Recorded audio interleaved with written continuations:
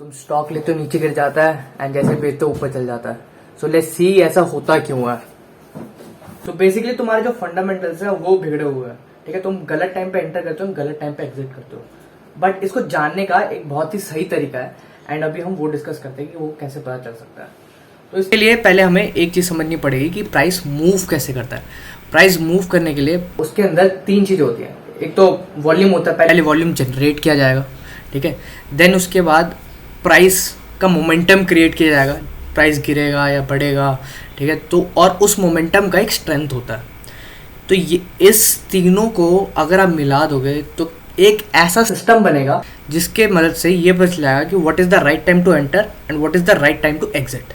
ठीक है, ये जीरोधा का टर्मिनल है। तो इसके ऊपर देखते हैं कि ऐसा हम सिस्टम कैसे क्रिएट कर सकते हैं जिस वजह से हमें एक ऐसा फॉर्मूला मिले, ऐसा सिस्टम मिल जाए जहाँ पे हमारी एंट्री और एग्जिट सही टाइम पे हो जाए। ये ज़्यादा बेटर तब करेगा जितने हायर फ्रेम पे हम काम करेंगे, जितने हायर फ्रेम पे इसको यूज़ करेंगे, डे पे, वीक पे, मंथ पे, उतना बेटर रिजल्ट देगा। ठीक है, तो इसके लिए हमें क्या चाहिए? सबसे पहले जैसे मैंने बताया एक स्ट्रेंथ होता है। तो स्ट्रेंथ के लिए बहुत कॉमन इंडिकेटर है RSI। ठीक है, तो हम पहले RSI लगाते हैं। अब RSI का इसके यहाँ से सेटिंग चेंज करते हैं। तो यूजुअली लोग 14 या 20 यूज़ करते हैं, राइट। बट हम क्या करेंगे, RSI पे हम 9 लगा लेंगे। ऑलराइट, क्यों लगाया? इसका रीज़न ये है, RSI 14 बहुत सारे लोग यूज़ करते हैं, 20 बहुत सारे लोग यूज़ करते हैं। यानी कि ज़्यादातर मैनिपुलेशन जो है वो इस पॉइंट के ऊपर हो सकता है। तो हमें एक हटके, एक अलग नंबर के ऊपर हमें करना पड़ेगा फोकस। ठीक है, तो ये हो गया RSI का। अब इसके अंदर ओवरवॉट हम 80 या 20 करते हैं, बट हम इसको बहुत ही सिंप्लीफाई कर लेते हैं 50 एंड ओवरसॉल्व भी 50। यानी कि अगर 50 से ऊपर है तो हमारा बाइंग जोन हो गया, 50 से नीचे है तो हमारा सेलिंग जोन हो गया। ठीक है, अब इसको पहाड़ और गंगा में बदल देते हैं। तो पहाड़ ऊपर रेड में आ जाएगा, जो गंगा है वो हमारी नीली हो जाएगी।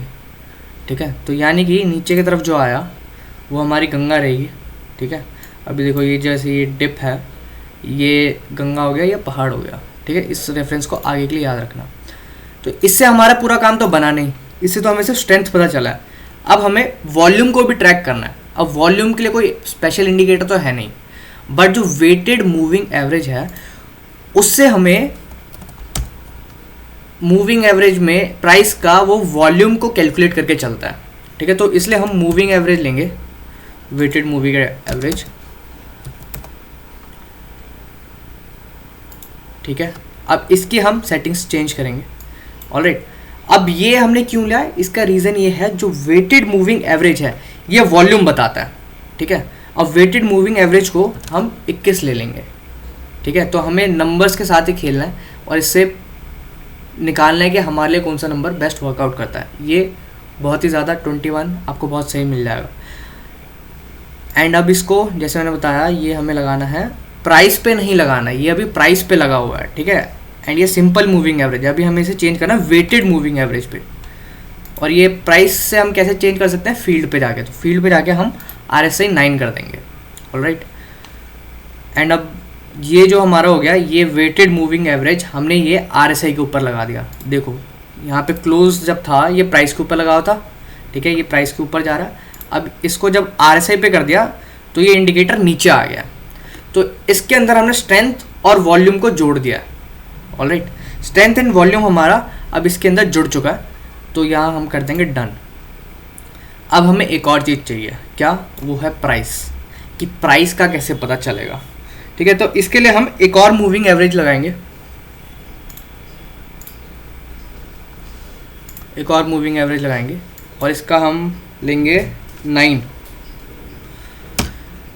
ठीक है, ये एक स्मॉलर टाइम फ्रेम पे हो जाएगा, स्मॉलर पीरियड के ऊपर हो जाएगा। इसका कलर हम ग्रीन में चेंज कर देंगे या कुछ और कर लो, ऑरेंज कर लो, जो भी आपको पसंद आए। और इसको भी हम स्ट्रेंथ RSI इंडिकेटर के ऊपर लगाएंगे। कहाँ गया भैया? ये है एक्सपोनेंशियल और ये RSI के ऊपर लगाएंगे। इससे क्या हुआ? अब RSI जो हमारा स्ट्रेंथ बताता है उसके अंदर हमने वॉल्यूम लगा दिया एंड प्राइस का डायरेक्शन लगा दिया, प्राइस का मूवमेंट लगा दिया। तो इससे अब हमें पता चल जाएगा कि प्राइस एंड वॉल्यूम कब मूव कर रहे हैं एंड इसको कैसे यूज़ करें। ठीक है, अब मैं बताता हूँ कि इसको यूज़ कैसे करना होता है। तो प्राइस का जो नेचर होता है उसमें उसका एक नेचर का एक फॉर्मूला लगा लो। When volume is more than price stock will start to fall. ठीक है, जब वॉल्यूम ज़्यादा होगा प्राइस से, स्ट्रेंथ से, जब वॉल्यूम ज़्यादा होता है स्ट्रेंथ से, तब प्राइस गिरने लगता है। जब वॉल्यूम कम होगा स्ट्रेंथ से, स्ट्रेंथ ज़्यादा होगी वॉल्यूम कम होगी, तो प्राइस भागने लगता है, प्राइस ऊपर जा रहा होगा। तो अब इस पॉइंट पे देखो, यहाँ पे रेड लाइन जब नीचे आ गया और ब्लैक लाइन इसको क्रॉस करने लगी, ठीक है, तो प्राइस कैसे एकदम से ऊपर भागने लगा है, राइट। प्राइस एकदम से ऊपर भागने लगा है जैसे ही हमारा स्ट्रेंथ बढ़ने लगा एंड वॉल्यूम कम होने लगा। एंड जैसे ही वॉल्यूम ज़्यादा हो जाता है, स्ट्रेंथ कम हो जाती है, प्राइस गिरने लगता है। So this is the thing I was telling you. ठीक है, अब ये सेम चीज़ निफ्टी पे लगा लो। ठीक है, इस पे आते हैं हम। तो ये जो है ये बड़े टाइम फ्रेम पे ज़्यादा अच्छे ढंग से काम करेगा।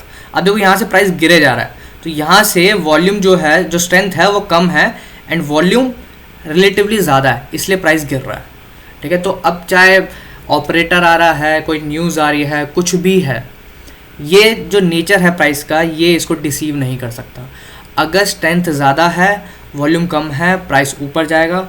वॉल्यूम ज़्यादा है, स्ट्रेंथ कम है, प्राइस नीचे आएगा। So this is the fact and इसको हम दूसरे स्टॉक्स के ऊपर भी ट्राई करके देख लेते हैं। HDFC और कुछ रैंडमली हम कुछ देखते हैं, JFL एंड कुछ और देखते हैं क्या आता है, एक्साइड इंडिया। ठीक है, अब हम इसको बैक टेस्ट करके देखते हैं। ये तो पेनी स्टॉक आ गया, तो इसमें तो क्या ही चेक करें। एक्साइड इंडिया देखते हैं। अब देखो एक्साइड इंडिया के अंदर हम इसको 1 डे के फ्रेम पे देखते हैं। अब देखो, जब ये गंगा के अंदर आ रही थी ये लाइन, तब उस टाइम ये प्राइस यहाँ से गिरे जा रहा है एंड अब देखो कितने अच्छा बुलिश फॉर्मेशन पे है। ठीक है, क्योंकि अब क्या हुआ है, अब स्ट्रेंथ बढ़ गया है, वॉल्यूम कम हो चुका है, तो यहाँ से ये अब ऊपर जाने लगेगा। तो जब तक ये ब्लैक लाइन नीचे गंगा के अंदर नहीं आ जाती है, तब तक स्टॉक डुबकी नहीं मारेगा। So this is a very simple way of knowing कि कब एंटर करना है एंड कब एग्जिट करना है। अब यहाँ पे देखो, जब भी गंगा में है तब ये गिरे गया प्राइस, गिरे गया। अब यहाँ से जब ऊपर भागे एकदम से, तो यहाँ पे वॉल्यूम एंड स्ट्रेंथ के वजह से पता चला है कि अच्छा यहाँ पे ऊपर जाना है। So you have to capture these movements. ठीक है, यहाँ पे सही टाइम पे एंटर करना है एंड सही टाइम पे एग्जिट करना है। सबसे बेस्ट है, इन्वेस्टमेंट कर रहे हो तो वीकली टाइम फ्रेम पे जाओ, इससे बहुत अच्छे से पता चल जाएगा। जब तक गंगा में एंटर मत करो, जैसे बाहर आए उस टाइम एंटर कर जाओ and ride till the end. Strategy NK sir, NK stock करके यूट्यूब चैनल है, उन्होंने रिसर्च करके निकाली थी इस स्ट्रेटेजी को, और उनके चैनल पे ये हिलेगा मिलेगा के नाम से होगा। इसको प्रैक्टिस करो एंड ऑब्जर्व करो कि जब स्ट्रेंथ कम होता है, वॉल्यूम कितना होता है एंड उस टाइम प्राइस का क्या एक्शन होता है, एंड जब प्राइस गिर रहा होता है तो उस टाइम वॉल्यूम कितना है। तो इन सारी चीजों को ऑब्जर्व करोगे तो धीरे धीरे और समझ में आएगा ये। और इस स्ट्रेटेजी के जो स्पेसिफिकेशन है वो मैं यहाँ पे स्क्रीन पे डाल रहा हूँ, इसका स्क्रीनशॉट ले लो एंड इसको जाके अप्लाई करो। दोबारा देखो वीडियो को, अगर कुछ समझ नहीं आता है तो कमेंट करना। And if you have any trading related question, message me, DM me on Instagram, I will reply you back. Till then, trade like casino.